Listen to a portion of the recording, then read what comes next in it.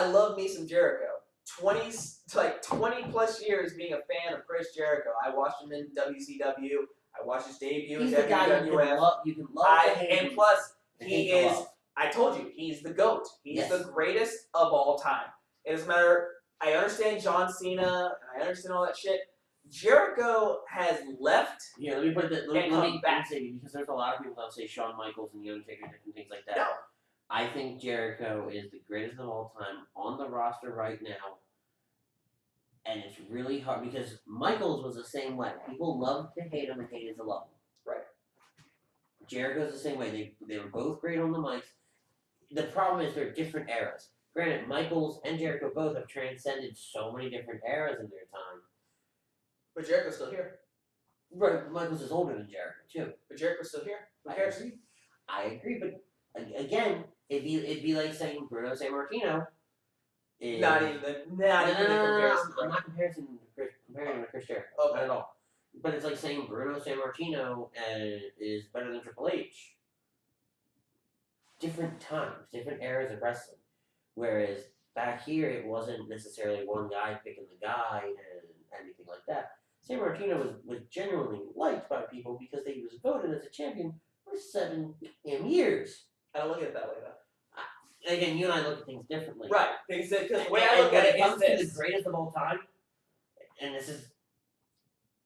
Everybody's going to have their own different ones. Oh, they absolutely will, for different reasons. Right. The reason why I say that Chris Jericho is the GOAT right now, he wrestled in WCW in the 90s. He debuted in WWF. He also wrestled in ECW. He's transcended every era that has come and gone. He was in the Attitude Era. He was in whatever the fuck you want to call the era before that. He was in the Reality Era. Well, he's now in the New Era. The era before the Attitude Era? Golden Era, whatever the fuck. Well, no, it was the New Era. It was the New Era for WWE, but WCW was just kind of starting out, and Chris was in Japan, I think, for that. Yeah. I think Chris was in Japan before he went to WCW, and I kind of look at Japan, because I don't know too much about their history. Japan's over here, in that regard. Yes, Chris transcended those eras, but when Chris really started to matter in America was when he came over as Lionsault Chris Jericho in WCW. So you're going based off of when he was relevant, right?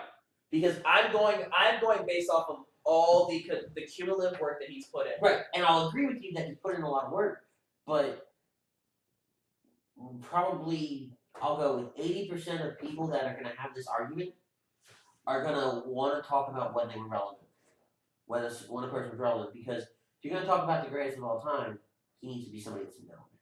And you need to talk about him when he was known. Okay, so so if you're looking at it from WCW status, he's been known for a long while. Right.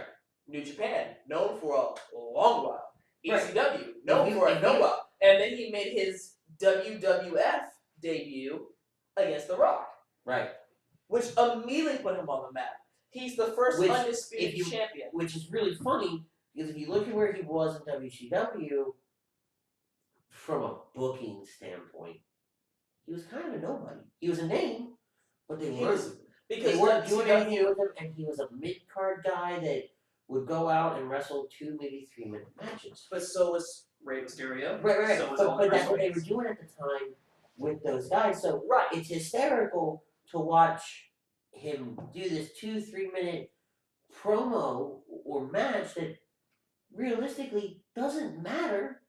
Like, you're not invested in it. Right. Nothing against him. You're just not invested in it. Right.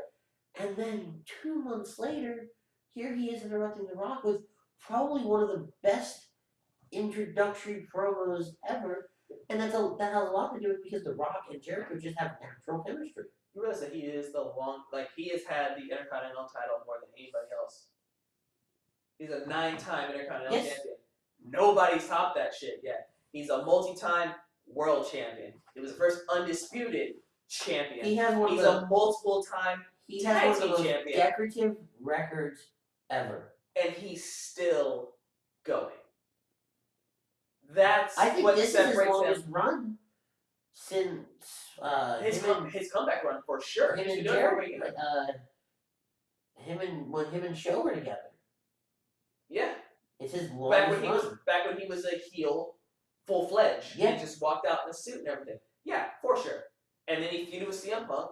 Like, he's feuded with everybody, which has made it awesome. The fact that he's transcended all these different times and all these different eras, and still, that's the difference. He still has the popularity that he's had. No doubt. Makes him the GOAT, hands down. Absolutely. The fact that he still busts out lion salts like they're nothing, still busts out walls of Jericho, came up with the code breaker, which is a whole different move, still can go for a 15, 20-minute match like it's nothing. They can say, you know what, I'm going to go on tour with Fozzy for a little bit, I'll be back. And then a year later come back and still not miss a step.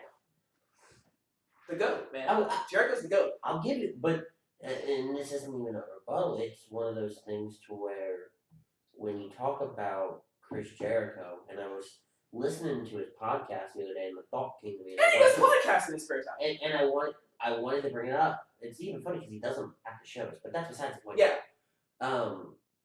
Look at all the people that Chris Jericho has either worked with, feuded with, been partnered with in some way, shape, or form. Yep. They've all touched gold. Yep. Everyone. With the exception of Fandango. He's still young. Right. He's still got plenty of time for something else. The only reason I brought up Fandango is because I figured you would argue it with me. Right. But they've all had some sort of gold. Yep. Whether it's with Jericho, The Rock, or whether it's Triple H, after Jericho. KO. The Rock, Stone Cold, and Triple H were stars by the time Jericho came in. Right. And had already touched gold. But he got the privilege of working with them. So right. He got that rub. And now he has But what I'm talking about is look at the guys that never had gold in their career at all. You know, big gold. And I'm talking, and when I say gold, I'm not talking this. I'm not talking the United States title. I'm not even really talking the tag team titles. Right. I'm talking the big one. One of the big ones. So Kevin Owens. Who was the last guy he beat for the title? Do you remember?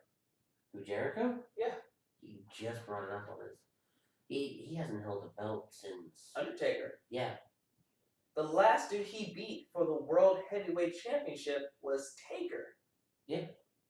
Taker. If he never touches a belt again, the last title that he went for, he beat Taker for it. Yeah. A man who has been here for a quarter of a century. He hasn't held the belt since 2010? 2009? Yeah. 9 was when he held the belt. Yeah. But we're talking way too much about Chris Jericho. Yeah. Moral story, go, and he won against Sami Zayn. That's the moral story. Moving on.